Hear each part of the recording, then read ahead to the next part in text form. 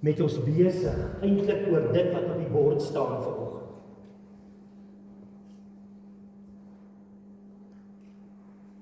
Ek dink die Here wil graag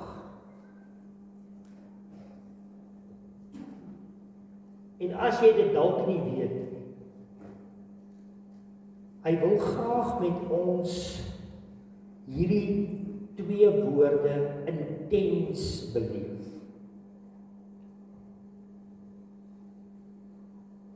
Hy wil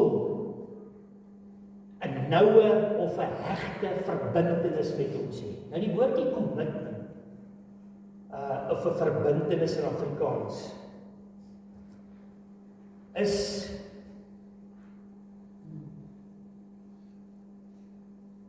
miskien iets wat ons alledaags ken, baie praat van jy is jy gekommit, is jy verbind, het jy hierdie hegte verhouding, het jy soos die woorde is nie om die betekenis, is nie onbekend. Maar ek dink wat die Here vir ons wil sê in hierdie dae, is dat hy juis wil hê hierdie in diepte ding met jou en hom moet bietjie verskerp. Ek dink in die dae waar ons leef is dit, en ek het nou al 'n paar keer gesê, is dit maklik om maar net in die stroom te spring en saam met alles en almal te gaan. Dit is die eenvoudigste ding wat daar is. Jy gaan op nie teenkant kry. Dit gaan vir jou regtig smooth sailing wees, maar met verskriklike nagevolge. Want dit verwoes altyd as mense eenvoudig oorgee. Ek dink die Here wil hê ons moet iets en elkeen van ons soek dit eintlik in ons menswees. Ons wil vas wees. Ons wil daai sekuriteit. Daai ek is nie net los nie. Ons soek dit eintlik. En jy kry partykeer mense wat vryheid sien as nou kan ek net eenvoudig vry wees en doen wat ek wil. En dit lyk op die oog af oënskynlik of dit nogal goed kan wees. Maar dit is want jy het geen grense, jy het geen beskerming nie. En in jou diepste menswees wil jy juis hierdie gebondenheid, sekerheid wil jy hê, want dit is die enigste iets wat regtig vir jou vrede gee. Laat jy weet, jy gaan oukei wees. As jy nie in hierdie verbondenheid en kom en ek wil dit gebondenheid ook aan Christus, as jy dit nie het nie, jy gaan nie seker, dit gaan wees soos iemand wat eintlik op die ys gly. Die gly voel dalk vir jou heel oukei, maar jy weet as jy regtig begin gly, gaan niks jou kan keer. Ek dink jy moet daai idee kry, daai gedagte moet bietjie vasgemaak word. En in 1 Petrus 2, 1 Petrus, lees hom gou saam met my. Hy sê ekskuus 1 Petrus 1. Dis een van die gedeeltes, dis nie gedeelte wat ek gaan gebruik vanoggend nie. Maar ek het net gevoel ek wil dit vir jou gou weer lees, want ek wil weer by daai woordjie uitkom, die woordjie woord, die lewende woord. En in 1 Petrus 1, en ek gaan nou vir jou lees, daarvan vers 22 tot 25, soos wat daar staan die volgende. Daar staan, julle is van julle sondes gereinig toe julle die waarheid van die goeie nuus aanvaar het. Julle kan mekaar dus as medegelowiges regtig lief hê. Daarom moet julle sorg dat julle mekaar van harte lief het, al vra dit inspanning. Enige verhouding gaan inspanning vra. Jou verhouding met die Here ook, want jou vleesmens wil sy eie ding doen, hy wil los wees. So dit gaan inspanning van jou vra, maar daar gaan baie goeie vrug op die inspanning wees. Hy sê God het immers die proses begin waardeur jy wedergebore is. Hierdie wedergeboorte is nie deur die aardse ouers bewerk nie, want die lewe wat hulle gegee het, loop op die dood uit. Ou vertaling praat daar van verganklike saad, né? Dis goed wat nie, dis verganklik, dit gaan verby. en die wedergeboorte maak met ander woorde nie. Die nuwe lewe wat God gegee het, is vir ewig, want dit kom van die ewige en lewende woord van God. Ons het afgelope ruk bietjie gepraat oor die logos woord, die woord soos wat ons hom het, die geskrewe woord, wat Johannes 1 vers 1, wat Christus is. Nou kan jy klaar agterkom. Dit kan nie net die gewone woord bly nie. As Johannes 1 sê, in die begin was die woord, en die woord was by God, en die woord was God, nee. Kan jy weet, daar is onmiddellik iets anders aan net die woord, die logos. Hierdie logos in Jesus word nou die rema woord, dit wat lewe gee. Jy sien, en dit is die goed wat ek en jy as gelowige help om hierdie noue verbintenis, egte verhouding, hierdie gebondenheid aan Christus, om dit te kan beleef en te gaan uitleef en natuurlik ook die voordeel daarvan te beleef, wat lewe is, wat vrede is, wat vryheid is, wat nuutwording is. Jy weet, ons het gister toe, het ons gou die Bosvaart borsies gaan haal vir die skou en ons ry daar in Belfort in, want dit is slaghuis daar wat dit vir ons maak en ek het daar groot geword en ek het vir 'n ruk daar bedien ook en soos wat ons inry en ek plekke sien en strate waar ek beweeg het as kind en ek was daar op skool ook, ons daar by die skool ook verbygery toe ons na my boetie toe is en ek sien die goed en ek sien seker goed en ek onthou seker goed wat gebeur het in die dorp en alles wat ek onthou was nie baie goed nie.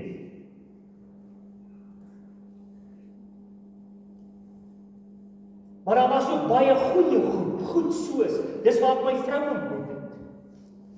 Dis waar die Here my geroep het.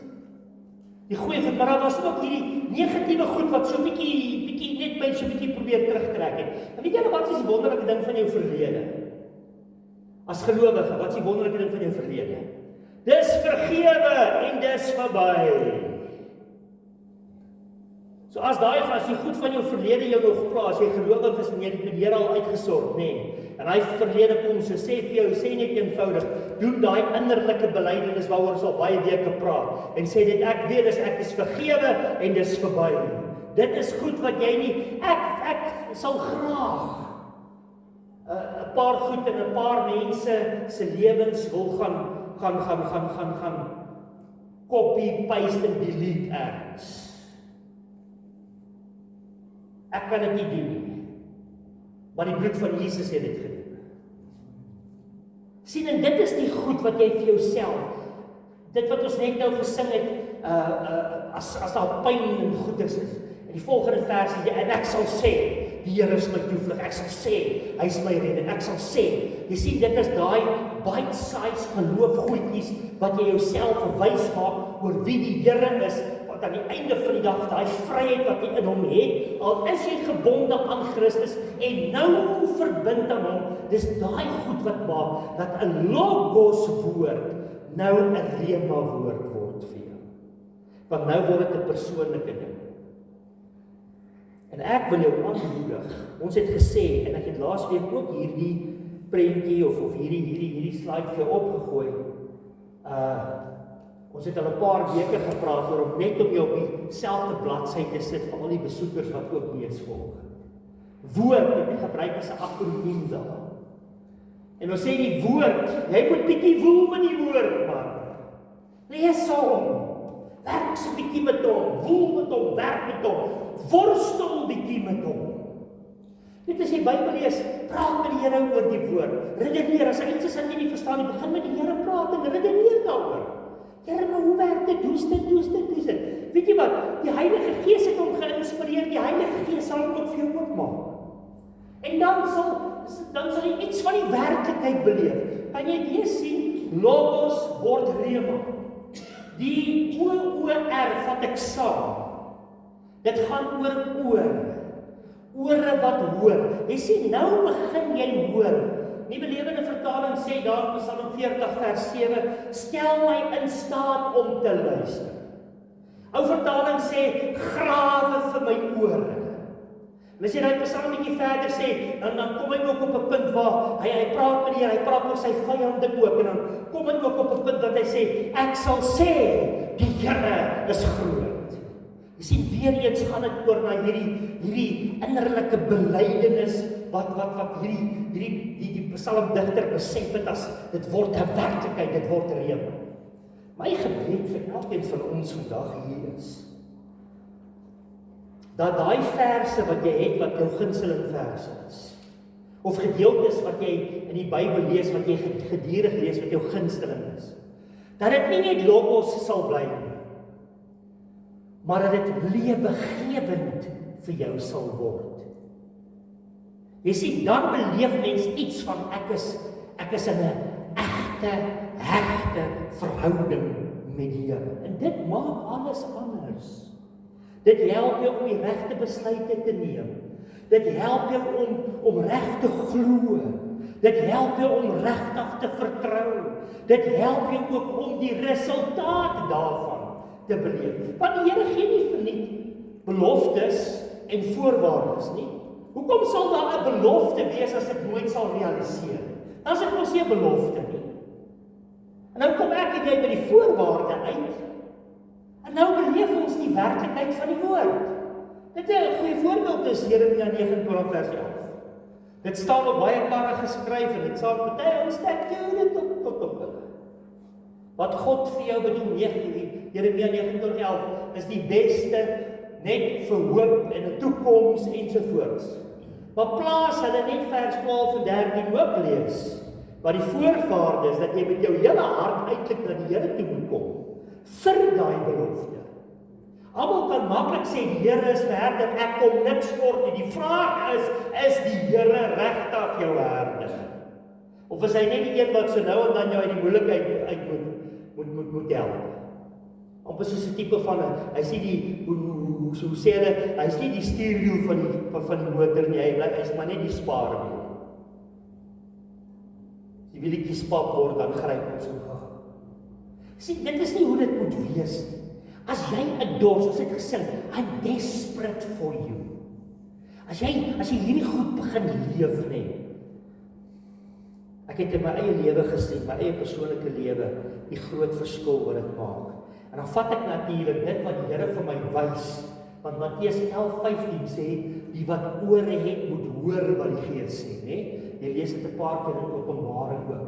So ons moet regtig hoor en dan moet ons ook luister en dis waar die D inkom. Dan moet ons ook gaan doen wat die Here vir ons sê. En dan kom daar nou enetjie by dit wat in die afgelope paar weke bygekom het, is dan sal die natuurlik die deurbrake gebeur omdat die logos nou rema word as gevolg van Johannes 1 vers 1.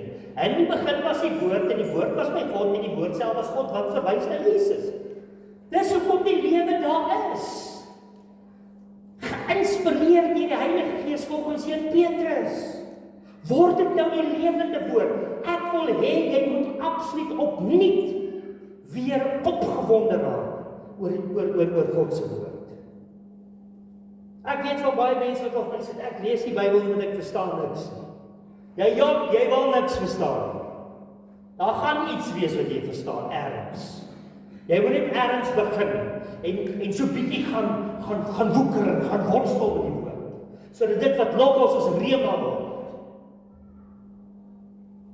Mens kan ook bid en sê, Here, ek ken hierdie gedeelte en ek ken hierdie gedeelte, maar dit het nog nooit 'n realiteit in my lewe geword nie. Here, wys vir my. Miskien is daar 'n voorwaarde waar jy dalk moet begin uitkom, hè. Miskien is dit so dat jy weet van die brood, maar jy het nog nie geproe aan die brood nie. Onthou die vergelyking wat ons getref het tussen die logos wat 'n brood is en die rema is om 'n stuk van die brood te eet. En soos wat Petrus ook sê, kom en proe dat God goed is. Hy sê met wedergeboorte gebeur. Of dit is die woord is soos 'n kaart wat jy oopmaak en dan kry jy rigtingaanwysings op die kaart. So is nie net 'n kaart en jy sien al hierdie plekke nie. Jy weet ook waar jy is en jy weet waar jou pad is. Dan word daai kaart 'n lewende ding en dan beteken hy eers iets. My gebed is dat jy daarby sal uitkom en ek glo met dit wat ek nou vir jou gaan gee, gaan jy daarby uitkom. Ek wil vir jou 1 Johannes 2 vers 1 tot 6 lees. En hy gaan op die skerm wees. En ek wil ook hê jy moet hom natuurlik gaan lees ook in jou eie vertaling ook. Hy praat hierso op 'n paar plekke van noue verbintenis.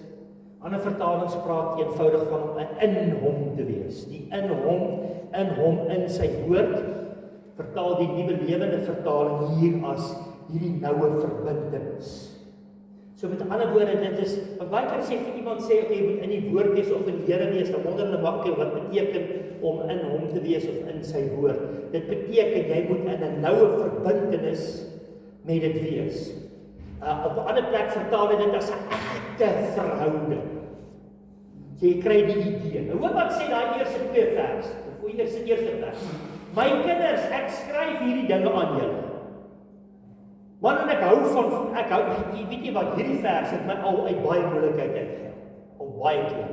Want die verse net voor dit sê, dat hy praat oor die lig en dat God liefde is en dat hy lig is en dat die bloed van Jesus jou skoon was van alle ongeregtigheid. Julle ken die gedeelte 1 Johannes 1 vers 9, né? Maar dan kom hierdie gedeelte en dan sê hy, my kinders, ek skryf hierdie dinge aan julle sodat julle nie moet sonde doen. Hy sê, yes, jy is nou hierdie nuwe mens, bly nou weg van die sonde af. En wie van ons kry dit reg? Steek op jou hand dat ek jou sien. Want as jy dit reg kry, dan moet jy nou maar gou huis toe gaan, dan is nie die diens nie vir jou. Ons almal maak foute. Ons almal doen van tyd tot tyd weer sonde. Alhoewel die mag van die sonde gebreek is, doen ons nog steeds baie keer goed wat nie reg is nie. Maar hoor wat sê hy? Hy sê, my kinders, ek skryf hierdie dinge sodat julle nie moet sondig nie.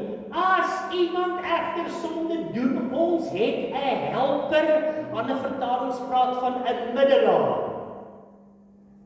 'n mediator, nee. Ons het 'n helper by die Vader. Hy wil nie eers na die Vader toe gaan en vir hom sê met groot respek gesê, Kali het nou weer droog gemaak. Ek sê dit met groot respek en hy is by die Vader. En die Vader weet dit reeds. Hy sê, wat by die Vader, as iemand egter sonde doen, ons het 'n helper by die Vader wat ons saak stel. Hy stel nog ons saak ook. Want hy weet wat is die rede ook.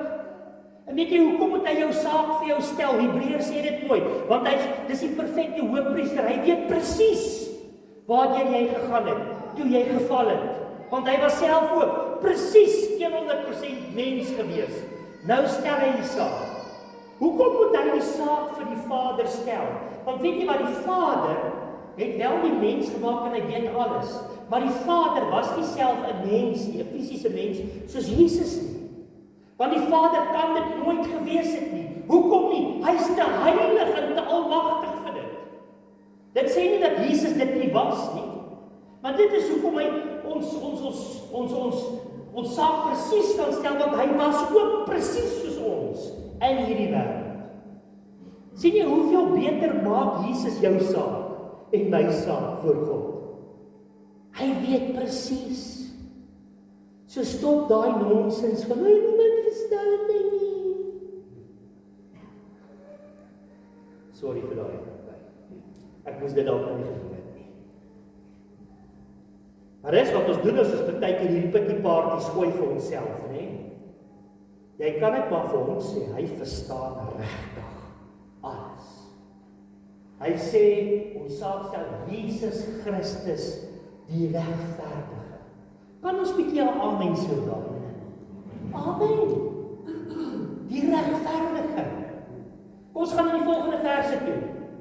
Okay, skus, hy's so 'n bietjie klein, maar ek dink julle kan lees daar. Hy sê, of jy kan jou eie Bybel lees, hy is die versoeningsoffer vir ons sondes, nie net vir ons nie, maar ook vir die van die hele mensdom. Nog steeds is dit die waarheid? En op die oomblik is daar iets soos 8.1, dit sal seker nou 8.2 biljoen mense op aarde wees. Nou dink net hoe kragtig was daai offer gewees in die krag in sy bloed. Dat hy die sondes van almal voor sy tyd en die bloed van almal van daag tot hoe lank die wêreld nog gaan het hy klaar voorbetaal. That's the power of the blood. So as jy bid en jy, ek wil amper sê, gebruik die bloed van Jesus ergens in jou gebed, moet jy weet waarmee jy besig is. It's powerful. As jy nagmaal gebruik en jy drink daai kelkie of jy drink uit 'n beker uit, moet jy besef, dit is powerful. Daar's niks soos dit. Weet jy hoekom weet ek dit? En hoekom kan jy dit ook weet? Want jy kan dit beleef.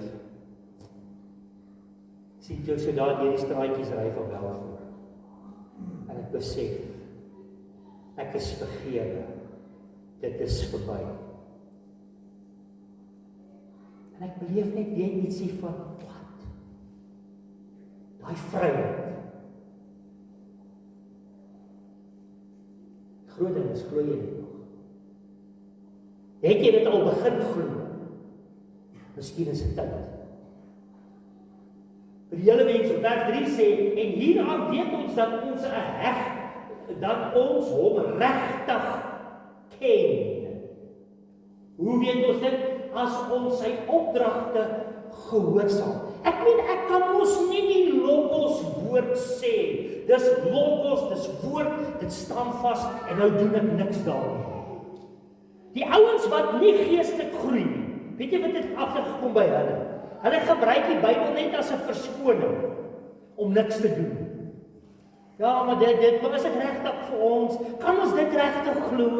Dit lyk vir my soos hier spreek die Bybel homself. Dit lyk vir ons asof dit en dit verskoningetjies. Maar as jy in 'n verhouding inkom, 'n hegte verhouding met die woord, weet jy wat? Dan is dit asof as daar iets is wat oënskynlik dalk lyk asof dit teen mekaar praat. Kom jy eenvoudig agter, maar dit is nie so nie. Hoekom nie? Want dit is 'n verhouding. Het jy al agtergekom, jou verhoudings werk nie altyd perfek nie? Nou sal die mans dalk sê, amen, pastoor. Vrouens sal dit ook sê. Maar daar is nie 'n 3-punt plan vir alle verhoudings om te werk. Nou, daar is nie so 'n plan nie. Daar is nie 'n 3-punt plan vir alles nie. Want dit is 'n verhouding. Dit is 'n lewende storie. Ek meen jy kan sê die hele situasie, daar's 'n meriete aan elke saak. Nee, en elke saak kan verander. En jy kan miskien so optree op 'n spesifieke iets wat gebeur. En volgende keer tree jy anders op en sê dat jy die liefde het op albei kante liefde, maar die ding het so bietjie verander. So moenie jou blind kyk net in woorde en dis 'n verhoudingsding. En ek dink dis ook die rede hoekom daar so baie vertalings, Bybelvertalings is. Daar's 'n rede hoekom daar oor die eeue heen verskillende manuskripte ontdek is. Ek dink die Here wou gehad het daar moes baie wees om vir jou te wys. This is not something strict. Hier's 'n strikt net so. Hy wil vir ons wys, dis 'n verhouding met stewige grense, tog 'n vryheid en vrede wat alle verstand behoort. Die gedeelte sê verder. Hy sê as iemand sê waar is ek nou? As iemand sê ek leef in 'n persoonlike verhouding met God. Nee, ek was daar by 3 eerste gedeelte. En hieraan weet ons dat ons hom regtig ken as ons sy opdragte gehoorsaam. As iemand sê ek leef in 'n persoonlike verhouding met God, maar nie sy opdragte gehoorsaam nie, voer so 'n persoon 'n leuen lewe en het die waarheid nie plek in sy lewe. Ons sal nou oorgaan na die volgende een. Vra vir jouself die vraag net gou. jou verhouding met die Here, is dit 'n rigiede religie, 'n rigiede godsdiens, of is dit 'n lewende verhouding? Ek het al baie gesê, dit gaan nie oor 'n vertaling nie, dit gaan nie oor mense se verklaringe nie, dit gaan nie oor, want daarvan kry jy baie. Dit gaan oor 'n lewende verhouding. En dan, is dit asof daar baie goed is, jy dalk al geplaat oor die Bybel, geplaat oor ander mense wat sê dit die Here, wat dit is asof dit so, weet jy wat, dit is asof dit so op dit word so op die kant en dis nie meer vir jou so belangrik nie, want jy's nou reg gefokus, want jy die noue verhouding, noue verbintenis met die Here. Kom ons gaan gou aan. Hoor wat sê vers 5 en 6. Hy sê, wie egter sy woord gehoorsaam, in so 'n persoon se lewe het die liefde vir God regtig sy doel bereik. Hy sê op 'n ander plek ook, hy sê, julle kan nie sê dat my lief, maar julle doen wat ek vir julle sê nie. Nee, dit is ook nog so.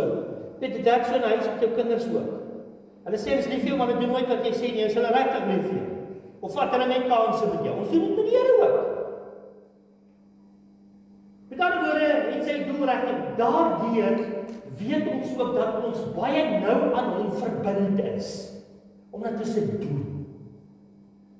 Hy sê, dan onthou die woord die doen, en dan word dit 'n werklikheid, 'n rema, van logos na rema toe.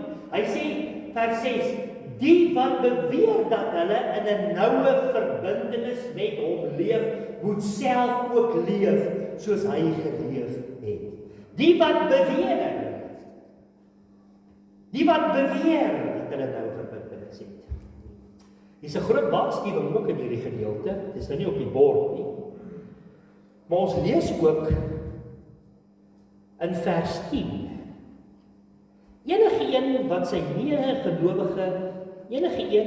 medegelowiges liefhet, leef in 'n verbintenis met die lig en is nie 'n bron van struikeling vir ander nie. Wie egter sy medegelowige haat, is nog in die duisternis en leef, en hoor baie mooi, is nog in die duisternis en leef in 'n noue verbintenis met die duisternis. So as jy dit nie doen, as jy dit nie het, die nou verhouding of verbintenis met God nie, dan is jy in 'n noue verbintenis of 'n verhouding met wat? Met die duisternis. En wat is in die duisternis? Net 'n klomp leuen, soos ek net nou gelees. Dis daar waar jy vir jouself wys maak, jy's nie goed genoeg nie, jy is nou maar so, julle moet my maar vat soos wat ek is. Sies toch sy, jy maar vat soos jy is. Want jy wil nie verander nie, jy weet. Moes dit alweer nie gedoen. Mense wat sê, vat my maar soos ek is, ek sal nie verander nie, weet jy wat, is 'n baie swak persoonlikheid. En daarvan moet jy ontslae, ek kan jou nie daarmee help nie, jy moet by die Here inkom word. Want as die Here my nie verander het nie, weet ek nie waar was ek. Dink net waar was jy, en waar die Here jou kom haal, en waar die jou kom nie maak, nee. So bly weg, as jy sulke persone besef nie waarheen hulle op pad is nie, omdat die duisternis hulle oë verblind. En ons lees dit ook in 2 Korintiërs 4 wat sê, die God van hierdie wêreld verblind die oë van mense. Hy sê maar die lig, as die lig inskyn, kan jy sien en verstaan. So wat is my gebed vanoggend vir jou? My gebed vanoggend vir jou is, en vir my, is dat hierdie verhouding wat ek met die Here het, net nog 'n dieper en nouer en egter storie sal word. Ek selfs in daai gedeelte as ek het my Bybel toegemaak, maar ek gaan hom gou weer oopmaak daar. As jy net bietjie verder lees, gaan lees maar daai hele 1 Johannes 2, jy gaan lees op.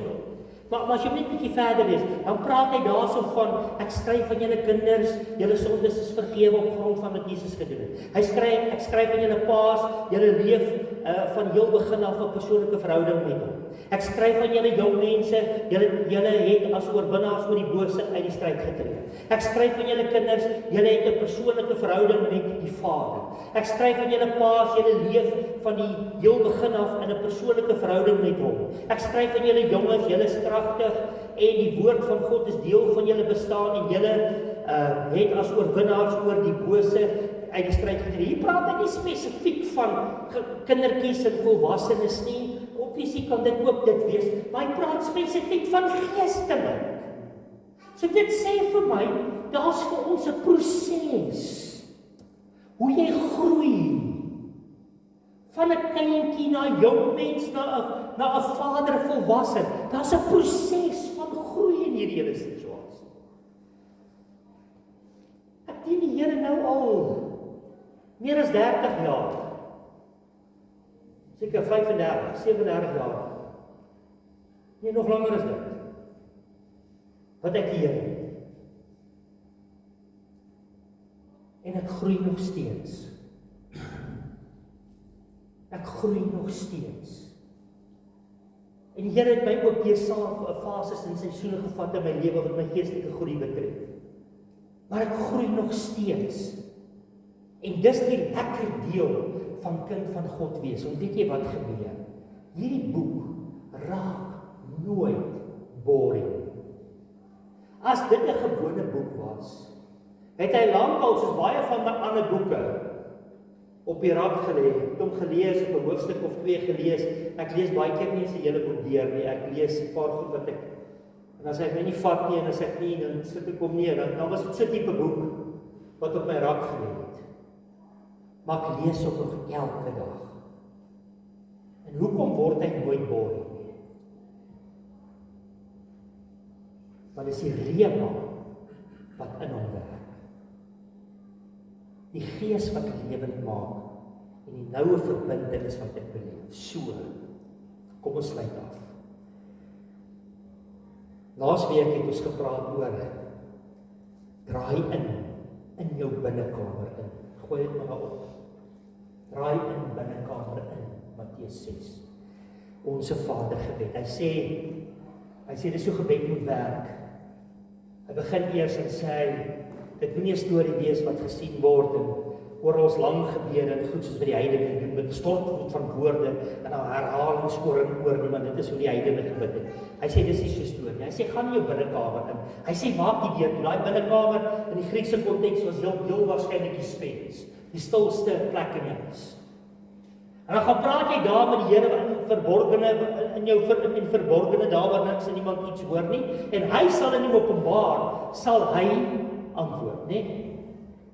En ons het ook vir mekaar gesê dit is, ek weet ons het nou nie 'n spens nie, ek weet nie wie het spense nie, maar baie keer beleef ek dit as ek eenvoudig gaan sit en ek met die Here begin praat. Jy nou wat ek sit, partykeer met my oë oop, partykeer met my oë toe. Maar ek het agtergekom, daai oë toe maak dit. Dis amper soos hy binnekamer deur, amper soos die deur wat ek toe maak. So niks en niemand trek meer my aandag nie. Ek sien nie iets wat ek nou weer daar kan dink en ek begin met die Here praat en dit is asof ek so 'n bietjie half in myself intrek. En hier begin ek met die Here praat. En hier begin ek seker goed raak sien. Die Here begin my goed in my gedagtes wys en baie keer terwyl ek so bid, dink ek aan iemand en terwyl ek so praat met die Here, dan bid ek sommer vir daai persoon. Dit is asof my gees, my gebed gaan uit. Ek meen, ek praat nie hier, dis nie astrale projeksie wat jou gees nou uitgaan. Dis nie so nie. Maar jy dink aan dit en jy begin bid en jy praat met die Here hieroor. Partykeer as ek so sit en bid en ek praat met die Here oor dit of dat of oor 'n skrifgedeelte en ek sien die kerk en ek sien die gemeente en ek as seker goed wat ek bid en ek dink aan iemand en ek weet waar die persoon werk, dan sit so asof ek in my gedagtes by die persoon is, want ek bid nou vir die persoon, want ek weet waar is die persoon en jy weet, as ek partykeer bid vir Ruben, dan sien ek grobblers daal in my gedagtes en ek praat met die Here oor Ruben en Here hoor wat ek sê. Hierdie is nie 'n weird storie nou met jou gees wat uitbeweeg nie. Dis nie wat ek sê. Maar daai in jou gedagtes, in jou hart, in jou gees. As ek nou bid vir Sander in Amerika, dan ek weet nou hoe lyk dit daar waar hulle bly en ons het nou hulle skool gesien en as ek vir hulle bid, dan sien ek hulle in daai konteks in my gedagtes. Ek praat met die Here, jy sien, dan is dit so asof hierdie ek trek in en begin met die Here praat, begin vir my iets nuuts maak en ek begin met dit word lewe. Nie net meer dooie word lewe. Sien, en dit is iets wat beoefen moet word. Om vir mense te kan bid in situasies, want jy sit hierdie noue verbintenis, jy maak die deur toe en jy begin met hierdie koning praat en jy kom agter, maar joh, weet jy wat, jy is met my. Hoe weet ek die goed? Ek weet dit, want in Efesiërs 4 lees ons, waar daar staan een Vader, dan praat van een doop, een Gees. Hy sê een Vader wat oor almal, in almal en deur almal is. So dit beteken, die Vader en die Gees is ook in my. Okay? Nou, moenie nou hier gaan oor, dit gaan nie oor grootte nie. Nee, maar hy is baie groter om hier in my te probeer bly. Maar as iets wat in my is, wat hom 'n lewende realiteit maak, en wat is dit? Die Heilige Gees. En dis presies wat Romeine 8 vers 16 sê, dat hy sê, dis jou gees wat in jou getuig. Dit is eintlik gees wat gees van gees getuig. Dis eintlik my gees ontmoet gees. En hoekom gebeur dit? Want daar's nou 'n verbintenis. Ek's wedergebore. Die Heilige Gees is in my.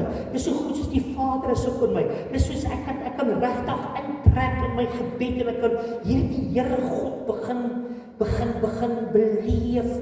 Nie net as logos woord nie, maar as rema hier binne in my en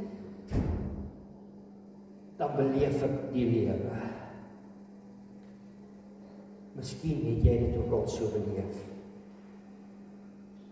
Hy sê ook natuurlik, ek het dit op die bord gesit, ons leef uit hom, deur hom en tot hom. So dink jy net daar, hy is oor ons, in ons en vir ons, sê jou vertaling. Nou, hoe kan ek uit hom, dink weer in die storie, uit hom, deur hom en tot hom kan ek leef. Verstaan jy? Dit wat ek nou net probeer verduidelik, ek weet nie of ek het reg gekry.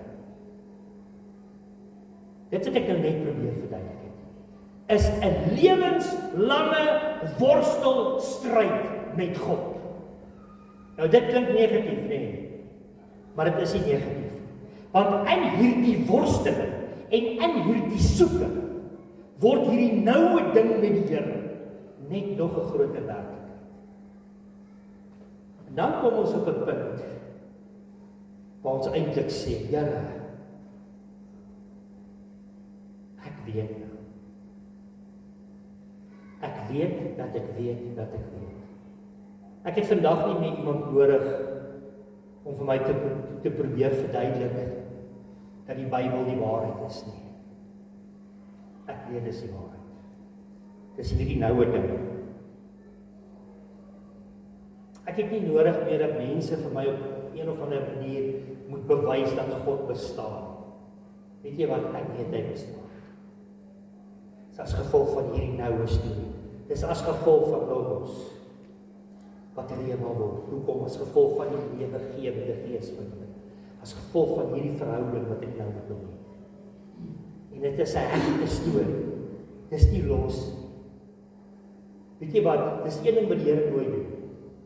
Hy sê soos ek en jy nie. Ons is baie keer vandag hier, môre daar, ons val maar baie keer 'n bietjie rond. Hy is altyd stabiel. Hy staan altyd vas. Sy woord staan altyd vas. Hy is altyd reg om jou te seën.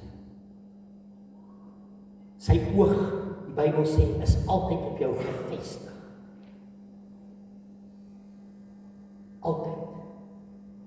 Elke haar op my kop. Weet hy van. van nie. Hulle een uittrek. Ek gaan dit nie lekker reg kry. Maar as ek dit kon reg kry, ek gooi daai ou grys haartjie. Raai wat sê die Bybel? Daar is so iets, lyk ook soos my haar. Die Bybel sê, as dit gebeur, weet hy tot dit. Kan maar net kyk hier, 8.2 biljoen mense. Praat nie van die ouens wat hulle hare afskeer nie. Maar selfs dat die Here weet dit ook word. Hy weet alles. Sê jy hoe groot is hy?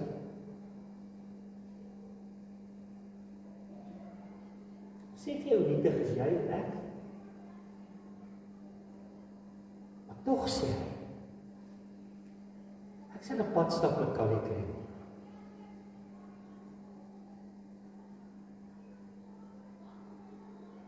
Ek kan miskien sê, Here, jy vat 'n groot kans, groot respek gesê. Tog sê hy,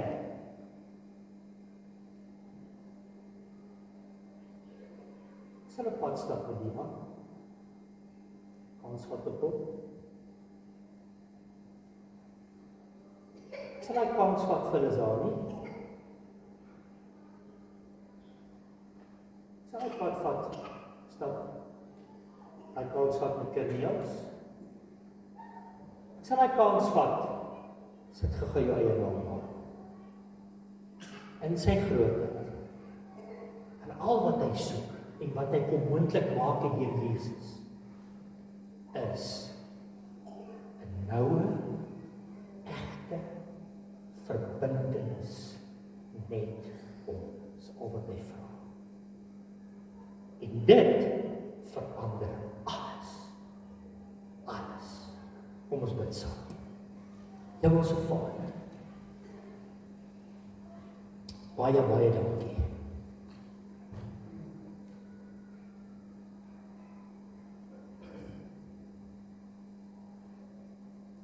Dat u liefde, u genade, u goedheid en guns so groot is oor elkeen van ons. Dankie dat ons vergewe is, dankie dat ons vir ewig sal lewe. Here, selfs die ou bietjie moeilikheid wat ons op aarde het, wat ons baie keer dink verskriklik groot is eintlik 'n druppel in die emmer. Dit wat op ons wag. Dankie vir dit. Here, my gebed is dat elkeen van ons harte en gedagtes sal oopgaan vanoggend. Vir dit wat lewe gee, vir dit wat lewe is. Vir dit wat oorwinning bewerk. My God, my God.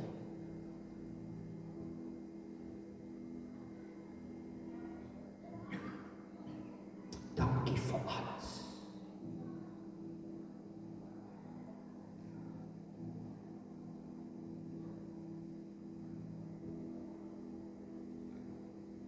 Dankie dat alles plek moet maak vir dit wat lewe is, omdat U ons lewe is.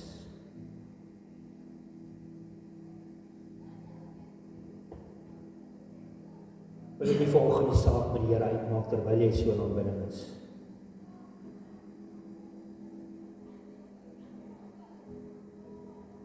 Al wat jy hoef te doen is te sê, Here, hier is ek vanoggend.